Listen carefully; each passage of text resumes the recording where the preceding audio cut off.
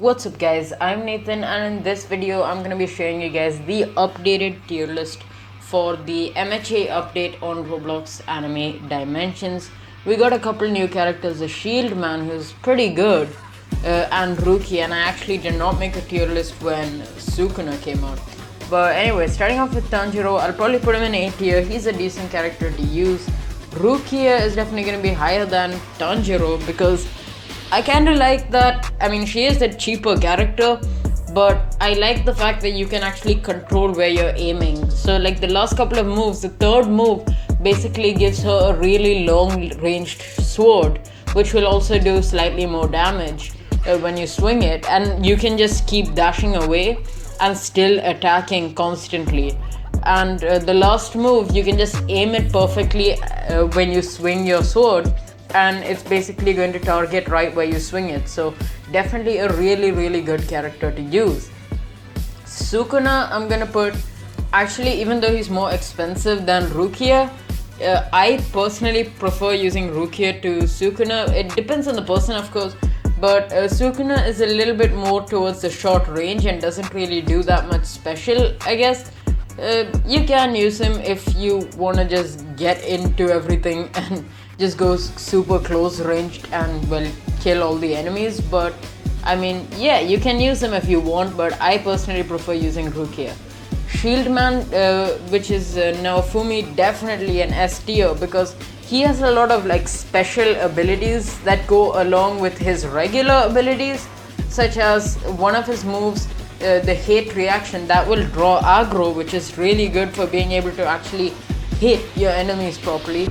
And then of course the divine shield, I'm not sure exactly what it's called, but his ultimate move will also shield your teammates for 4 seconds, which is pretty good if your teammate has one of those high DPS characters but the really close range ones, for example Sukuna, but like of course a more expensive version of it.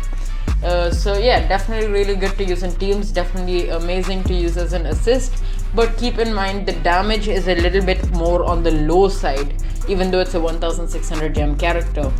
Zenitsu probably going to be bottom S tier. I mean, he's definitely not the best character you can get, but of course if you have someone like the Naofumi as an assist, you probably can use Zenitsu.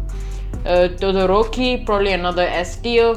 Because he's pretty good and his last move has some really nice range. Rimuru, also going to be an S tier. Megumin is probably going to be, actually Rimuru will be a little bit lower because I think Rimuru got nerfed in the sense like it does knockback. The final move does a little bit of knockback, which means sometimes the enemies get out of your range. So I'm gonna put Rimuru right there. Gojo is going to go here right above Todoroki because he is also one of those really high ranged characters. Bakugo is going to go right there in S tier because Bakugo is also one of those characters where you can use Naofumi as an assist because it's more like those really short ranged characters that will just allow you to speedrun everything. Then you have Sabre, who's going to be in S tier but much more on the lower side. Sasuke, who's going to be in A tier. He's a decent character but probably bottom A tier at best. Natsu is probably going to be in C tier. I mean, he's a decent character but really there's nothing special. It's pretty short range, the damage is nothing great, so yeah, there's really nothing great about Natsu. Killua is also going to be in C tier. Itadori is going to be in B tier. Asta is probably also going to be in B tier. Akaza is going to be bottom A tier because Akaza has the ultimate move Compass, which will actually refresh all of his cooldowns, which means you can really spam moves with Akaza. Then this character, Sakura, is going to be in C tier because even for the assist, really not worth it. Naruto is probably going to be another C tier because Naruto is the best starter unit that you can use. Then Ichigo is probably going to be D tier because he's another starter unit but not the best. You have Goku, who's also D tier. Deku, who's also D tier. Luffy, that's also D tier. Then we have the other somewhat new characters. We have Jenos, who's probably going to be somewhere in the middle of S tier. He's definitely not the best character, but still a pretty decent one because a lot of his moves are like damage over time, which means of course you do have a higher critical chance overall to get some little extra DPS in, but it's also pretty risky to use this character.